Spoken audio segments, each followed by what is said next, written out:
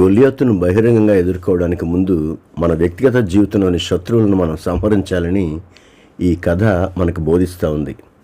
మీ వ్యక్తిగత జీవితంలో సింహాన్ని మరియు ఎలుగుబంటిని మీరు జయించకపోతే బహిరంగంగా గొల్యాతును ఎదుర్కోవడానికి దేవుడు మిమ్మల్ని పిలుస్తాడని అనుకోవద్దు. సాతాను కోటలను కూల్చివేసే బహిరంగ పరిచయను కలిగి ఉండాలని చాలామంది కోరుకుంటారు. కానీ వారు మొదట తమ సొంత మనసులోని సాతాను కోటలను ధ్వంసం చేయడం ద్వారా ప్రారంభించాలి. ఇది ఆత్మీయ పరిపక్వతకు సంబంధించిన అత్యంత లోతైన సత్యం. బహిరంగ విజయం అనేది ఎల్లప్పుడూ అంతరంగంలో సాధించిన విజయాల మీదే ఆధారపడి ఉంటుంది. దావీదు సింహాన్ని మరియు ఎలుగుబంటిని జయించినట్టు మన ఏకాంత జీవితంలో పాపం, భయం, స్వార్థంపై మన విజయం సాధించాలి.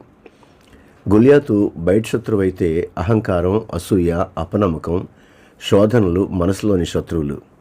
మన సొంత ఆలోచనలను క్రీస్తుకు లోబరచకుండా లోకంలో సాతాను కోటలను కూల్చడం అసాధ్యం. తన తండ్రి అప్పగించిన కొన్ని గొర్రె పిల్లల పట్ల దావీదు చూపిన బాధ్యతే యావత్ దేశాన్ని పాలించే స్థాయికి అతను నడిపించింది. మన చేతికి అప్పగించబడిన చిన్న బాధ్యతను నిర్లక్ష్యం చేస్తూ పెద్ద వేదికల కోసం ఆశపడడం ఆత్మీయ వ్యర్థం. గొప్ప పరిచర్య చేయాలనే కోరిక కంటే దేవుని దృష్టిలో సరైన పాత్రగా మారాలనే భారమే నేటి విశ్వాసులకు, నాయకులకు ఎంతో అవసరం. లోపల గెలవనివాడు బయట నిలబడలేడు. ప్రార్థన.